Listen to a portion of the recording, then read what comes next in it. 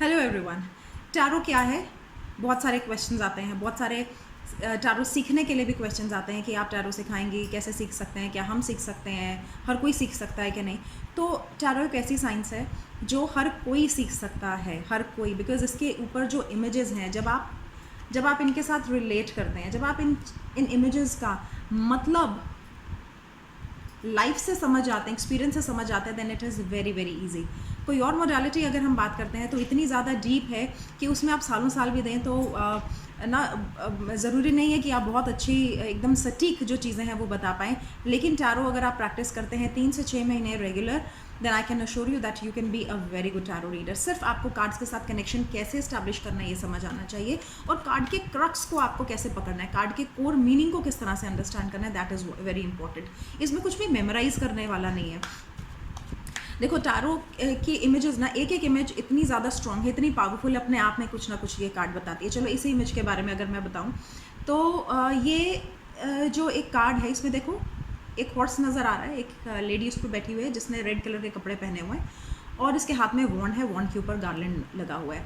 अब गार्लैंड कहीं पे भी हो, है ना, एक Wraith kind of a thing है, आप इसको गार्लैंड बोल सकते हैं, रेथ बोल सकते हैं। अब ये चीज़ कब होती है, उस समय ये रेथ या फिर जो गार्लैंड है तब पहनाया जाता है जब हम कोई चीज़ जीतते हैं, जब हमको कुछ ऑनर किया जाता है ना, तो ये ऑनर में पहनाया जाता है। तो डेफिनेटली ये जो कार्ड है ये ऑनर का कार्ड है, ये आपको एक ऑनर दिया गया है, या आपको मिलेगा, अगर डिपेंड करता है कौन से पोजीशन पर आ रहा है, तो ये ऑनर आपको मिलेगा, और मिलेगा आपके एनर्जी के बेसिस पे, आपके काम के बेसिस पे। ये जो वॉन्ड्स हैं ये बताती है हमारा काम, हमारे एक्शन, हमारा स्किल, हमारा कैलिबर, हमारी कैपेसिटी, हमारी कैपेबिलिटीज़, ये सारी जो चीज़ें हैं ये हमें इन वॉन्ड से पता चलता है। तो इसके बलबूते पे हमें ये विक्ट्री प्राप्त हुई है, इसके बलबूते पे हमको ये जो ऑनर है ये मिला है।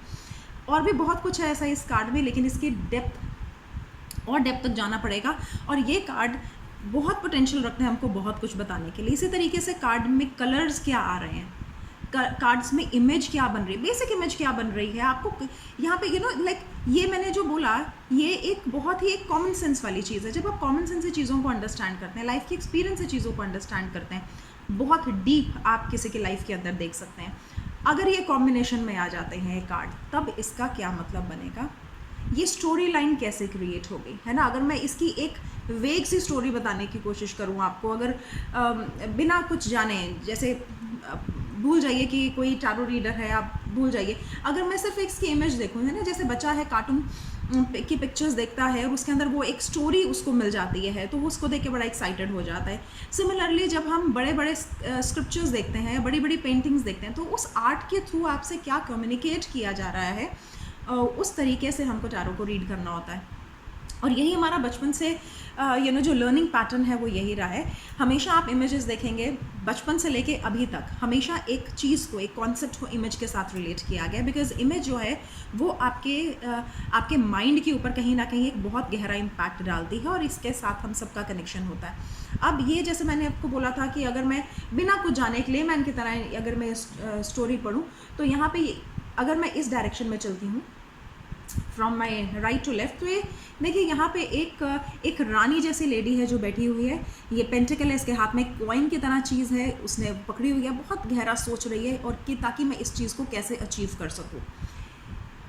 अचीव उसने करने का सोचा, उसके हाथ में स्किल था, उससे उसने अचीव किया, और फाइनली उसको एक विक्ट्री मिली।